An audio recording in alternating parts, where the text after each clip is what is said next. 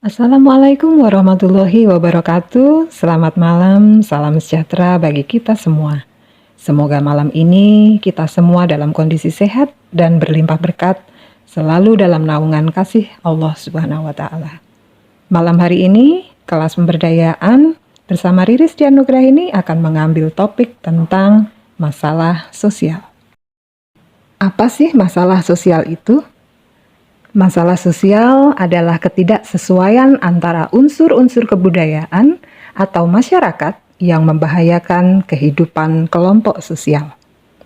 Masalah sosial ini merupakan dampak dari berbagai interaksi sosial, baik itu interaksi sosial antar individu dengan kelompok, maupun antar kelompok. Kemudian apa saja kriteria kondisi yang bisa disebut sebagai masalah sosial? Yang pertama yaitu ada kriteria gejala. Masalah bisa terjadi karena adanya perbedaan antara nilai yang dianut masyarakat dengan kondisi di kehidupan nyata. Masyarakat bisa memiliki masalah sosial yang berbeda-beda tergantung nilai yang dianut. Oleh karena itu, kita harus memperhatikan gejala dari masalah yang terjadi. Gejala ini pun juga tidak bisa dipukul rata karena sangat bergantung pada nilai-nilai yang dianut tersebut. Misalnya seperti di kebanyakan daerah di Indonesia, di mana memakai bikini di pantai ini masih dianggap sebagai sesuatu hal yang kurang sopan. Sementara ini tidak demikian dengan apa yang berlangsung di Eropa atau di Amerika Serikat. Nah, itu yang kemudian kita sebut sebagai gejala, kriteria gejala. Kemudian yang kedua ada kriteria sumber. Sumber dari masalah sosial biasanya berasal dari kondisi dan proses sosial di masyarakat. Tapi selain itu, masalah sosial juga bisa muncul akibat adanya bencana alam.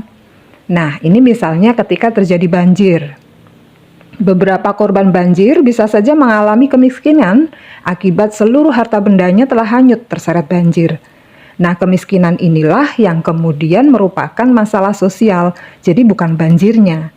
Banjir di sini adalah sumber terjadinya masalah sosial, yaitu kemiskinan.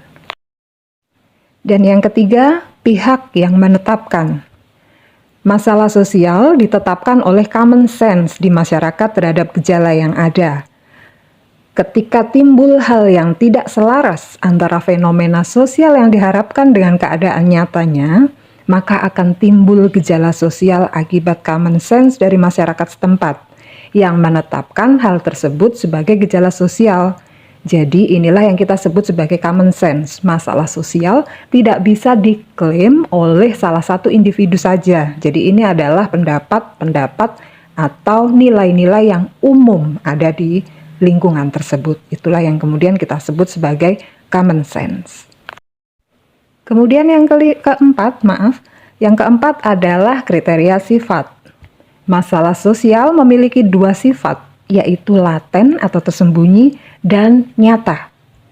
Masalah sosial yang laten adalah masalah sosial yang tidak disadari secara langsung oleh masyarakat, namun tetap memiliki dampak. Contohnya yaitu pencemaran lingkungan akibat dari limbah perusahaan.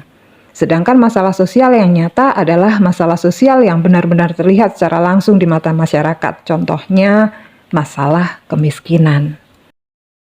Dan yang terakhir adalah kriteria perhatian masyarakat. Tidak semua masalah sosial akan menjadi perhatian masyarakat.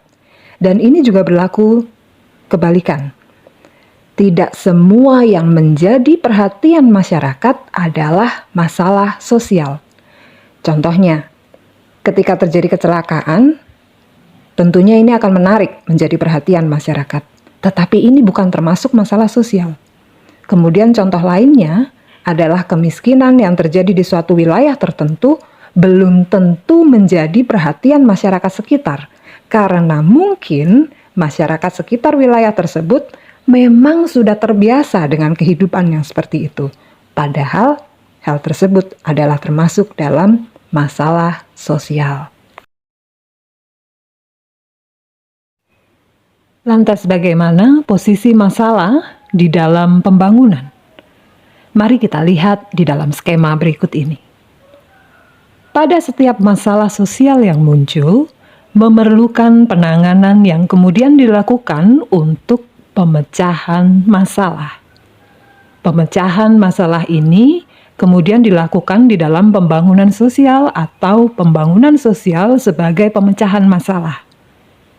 Masih banyak yang menganggap bahwa istilah pembangunan identik dengan bangunan fisik, seperti gedung, jalan, saluran irigasi, dan lain-lain.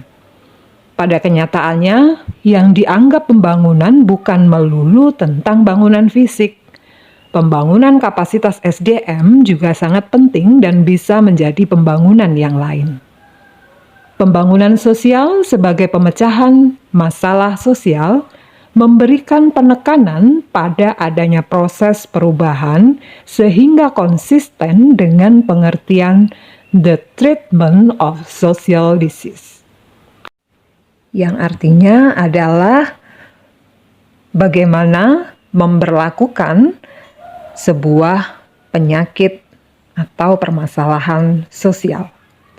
Kemudian, pembangunan sosial juga menonjolkan perubahan sosial pada level mikro atau individu sebagai penyandang masalah dan pada level makro, di mana sistem sebagai sumber dari permasalahan yang ada. Dan esensi dari pembangunan sosial adalah proses perubahan dari kondisi yang tidak diharapkan menuju ke kondisi yang ideal. Untuk itulah kemudian menjadi penting bagi kita sebagai bagian dari masyarakat mampu mengenali permasalahan sosial yang muncul di lingkungan sekitar kita, agar kita juga mampu memberikan kontribusi yang positif di dalam pembangunan. Hal ini mengingat bahwa sistem pembangunan kita bukan lagi top-down atau yang didesain dari pusat untuk dilaksanakan di bawah. Tetapi masyarakat kita menganut sistem bottom-up, di mana kita bisa menyusun perencanaan pembangunan sesuai dengan kondisi lokal yang ada di lapangan untuk kemudian diusulkan menjadi perencanaan pembangunan. Dan tentunya harapan dari PKBM Bestari juga adalah untuk menciptakan lulusan yang mandiri, berdaya, dan memiliki kecerdasan sosial yang cukup sebagai modal sosial bagi setiap lulusan kita untuk berpartisipasi dalam tercapainya tujuan pembangunan nasional negara kita, Indonesia.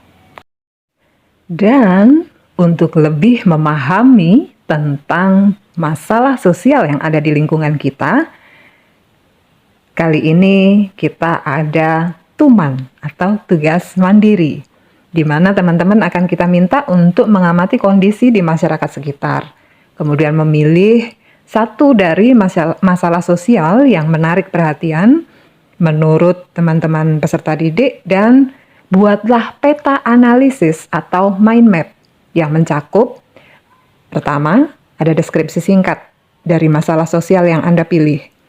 Bisa gunakan media internet sebagai sumber. Dan kemudian yang kedua, ada faktor penyebab masalah sosial. Yang ketiga, ada dampak dari masalah sosial yang muncul. Dan yang terakhir adalah sikap atau solusi yang bisa dilakukan untuk mengatasi masalah tersebut. Mind map ini atau peta analisis ini dibuat semenarik mungkin, boleh dikerjakan secara manual dengan kertas A3 ya, karena A3 ini akan besar.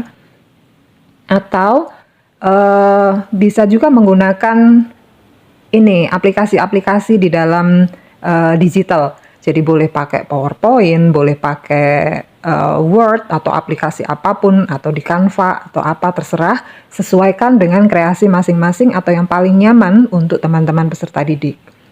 Kemudian kalau ini adalah dikerjakan secara manual, silakan difoto, kemudian diupload di sosmed Anda. Jangan lupa untuk setelan privasi di publik ya. Kemudian tag PKBM Bestari dan copy link dari postingan tersebut masukkan di dalam penugasan GCR. Jadi seperti itu tugasnya, dan nanti di sini ada contoh peta analisis atau mind map. Di sini saya angkat sebagai masalah sampah plastik. Nah, ini deskripsi sampah plastik itu apa. Kemudian kita bisa cari di Google, sampah plastik adalah bla bla bla, diberikan penjelasan. Kemudian yang kedua, penyebab banyaknya sampah plastik. Munculnya sampah plastik ini apa sih? Karena perilaku-perilaku seperti apa gitu. Nah, itu dijelaskan. Kemudian dampak dari sampah plastik. Apa yang yang kemudian menjadi masalah atau dampak dari penggunaan sampah plastik, dari tingginya atau banyaknya sampah plastik, itu apa saja? Itu dampaknya mulai dari dampak jangka pendek sampai jangka panjang, silahkan disampaikan di dalam peta analisis ini. Kemudian sikap atau tawaran solusi yang bisa panjenengan semua sampaikan, silahkan disampaikan di sini, di dalam mind map itu. Nah, silakan, itu saja dari saya. Saya sampaikan terima kasih dan selamat mengerjakan. Saya Riris Dianugrahini. Wassalamualaikum warahmatullahi wabarakatuh.